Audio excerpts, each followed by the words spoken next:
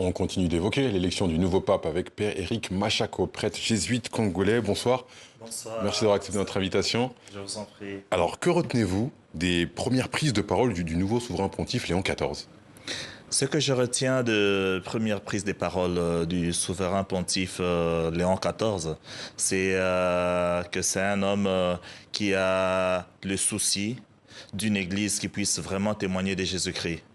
C'est un homme qui a le souci aussi de la dimension sociale de l'Église, le rôle que l'Église doit jouer dans la société, notamment dès hier, la première prise des paroles qu'il a eue, il a souhaité la paix de Jésus-Christ, une paix désarmée et une paix désarmante, une paix humble et une paix persévérante. Alors, certains sur le continent espéraient voir un pape africain. Est-ce qu'il y a un peu de déception, notamment dans la communauté catholique du Congo, du RDC? Oh non, pas du tout. Pas de déception? Pas de déception.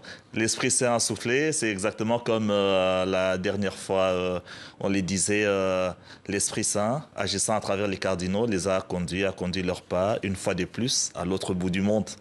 Et le pape qui a été élu, c'est un homme qui connaît très bien les réalités de l'Afrique pour avoir été supérieur général de son ordre. Il a eu à visiter le Congo à 3 reprises, à Kinshasa, à Isiro, à Dungu, et en tant que supérieur général de son ordre, des chanoines, disons l'ordre des frères de Saint-Augustin, ils ont plusieurs implantations à travers le continent. Notamment, ils sont implantés en Algérie, ils sont implantés au Bénin, au Togo, en Guinée, ainsi qu'au Nigeria. Ils sont en République démocratique du Congo. Et puis, ils sont également au Kenya, Tanzanie et Madagascar. Et donc, avec tous ces éléments, c'est un homme qui connaît bien l'Afrique. Il connaît le continent africain. Voilà, il connaît bien. Quels seront les principaux défis du pape Léon XIV?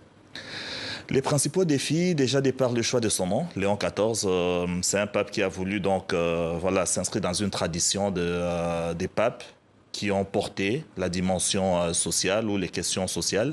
Et les défis qui l'attendent sur le continent africain, c'est notamment les défis de la pauvreté, les défis de la pauvreté, les défis des migrants qui quittent le continent pour l'Europe, les défis également des conflits et des guerres, ça et là, et les défis aussi de dialogue œcuménique et dialogue interreligieux.